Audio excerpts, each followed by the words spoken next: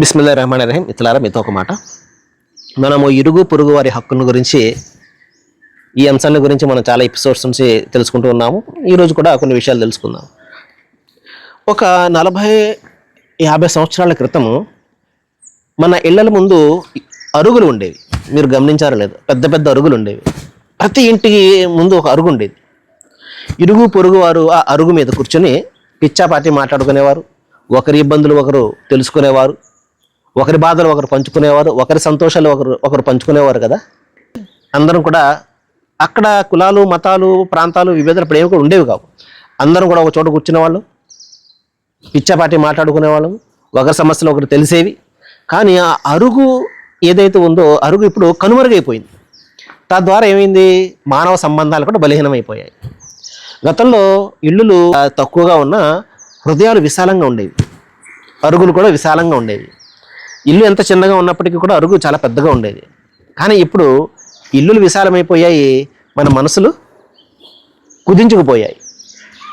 ఈ విధంగా ఈ అరుగు ఇది కూడా కనుమరుగైపోవడం కూడా మానవ సంబంధాలు, ఇరుగు పొరుగు సంబంధాలు బలహీనమైపోవడానికి కారణంగా మనం చెప్పుకోవచ్చు. ఇప్పుడు మనకు ఏదైనా స్థలం ఉన్నట్లయితే మొక్కలు పెంచుకోవడానికో లేకపోతే బళ్ళు పెట్టుకోవడానికో మనం దాన్ని వాడడానికి జరుగుతుంది. చిన్న ప్రదేశం కూడా మనం వేస్ట్ కాకుండా మన దాంట్లోనే పెట్టుకుని మనము ఇల్లు నిర్మించుకుంటున్నాం ఈ రోజున. కానీ అప్పుడు అలా ఉండేది కాదు. ఒక పెద్ద అరుగు ఉండేది. అరుగే చాలా సమస్యలకు పరిష్కారాన్ని చూపించేది. మహాశిలారా, మహాప్రవక్త ముహమ్మద్ సల్లల్లాహు అలైహి వసల్లం వారు ఏం చెప్పారు అంటే, సహాయాన్ని అడిగినట్లయితే సహాయాన్ని చేయమన్నారు.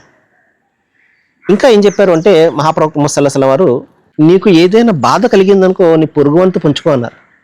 అలాగే ఏదైనా సంతోషం కలిగిందనుకో అది కూడా అతనితో పంచుకో అన్నారు. కాబట్టి వారి సుఖ సంతోషాల్లో మనం కూడా పాలు పంచుకోవడం, వారి ఏదైనా శుభకార్యాలు జరుగుతున్నప్పుడు వారితో పాటు మనం కూడా ఉండడము, వారు ఆహ్వానిస్తే వెళ్ళడము. అదేవిధంగా మరీ ముఖ్యంగా వాళ్ళకి ఏదైనా ఒక ఆపద వచ్చింది, ప్రమాదం వచ్చింది, లేకపోతే ఏదైనా వారి ఇంట్లో ఏదైనా ఒక చెడు జరిగింది అన్నట్లయితే వెంటనే వారికి సహాయంగా ఉండడము అది చాలా ముఖ్యం. మహాప్రవక్త ముహమ్మద్ సల్లల్లాహు అలైహి వసల్లం వారి యొక్క సుఖ దుఃఖాల్లో మీరు పాలు పంచుకోండి అని చెప్పడం జరిగింది. ఈ విధంగా ఇరుగు పొరుగు వారితో సఖ్యతతో ఉన్నప్పుడు కలిగే ప్రధాన ప్రయోజనం ఏమిటంటే, మన పట్ల ఏదైనా ఒక అపనమ్మకము, అపార్థం ఉన్నట్లయితే తొలగిపోతాయి. అదేవిధంగా మన ధర్మానికి సంబంధించి మనం అనుసరిస్తున్నటువంటి మార్గానికి సంబంధించి ఏదైనా ఒక సందేహం ఉన్నట్టయితే అది తొలగిపోతుంది. ఒక స్పష్టమైనటువంటి ఒక భావన వారిలో కలిగే అవకాశం ఉంది. ఈ రోజున ఒకరి పట్ల ఒకరికి అపార్థము మరి సరైన సంబంధాలు లేని కారణంగానే జరుగుతున్నాయని చెప్పేసి మనం భావించవచ్చు. సర్వేజన సుఖినో భవంతు. Thank you.